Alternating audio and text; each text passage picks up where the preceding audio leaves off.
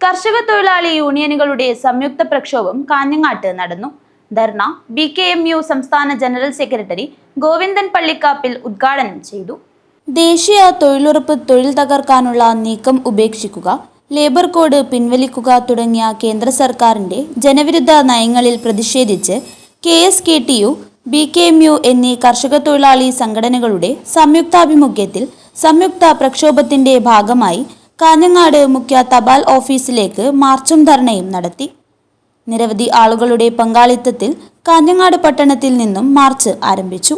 തുടർന്ന് പുതിയകോട്ട മുഖ്യ തപാൽ ഓഫീസിനു മുന്നിൽ നടത്തിയ ധർണ BKMU സംസ്ഥാന ജനറൽ സെക്രട്ടറി ഗോവിന്ദൻ പള്ളിക്കാപ്പിൽ ഉദ്ഘാടനം ചെയ്തു.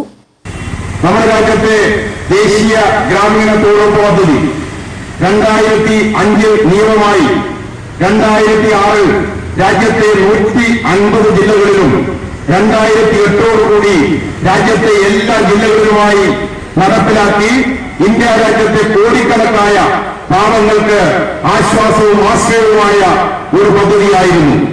ആ പദ്ധതി 2014 BJP അധികാരത്തിൽ വന്നതിനെ തുടർന്ന് അതിനെ തകർക്കുന്ന സമീപനമാണ് കേന്ദ്ര സർക്കാർ സ്വീകരിച്ചു വരുന്നതെന്ന് നമുക്ക് എല്ലാവർക്കും അറിയുന്ന കാര്യമാണ്.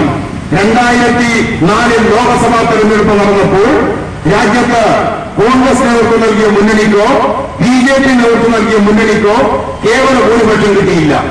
KSKTU ജില്ലാ പ്രസിഡന്റ് VK രാജൻ അധ്യക്ഷത വഹിച്ചു.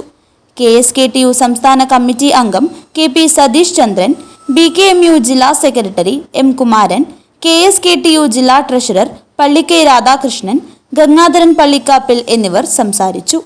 KSKTU ജില്ലാ സെക്രട്ടറി KV കുഞ്ഞിരാമൻ സ്വാഗതം പറഞ്ഞു. News bureau, Kanhangad.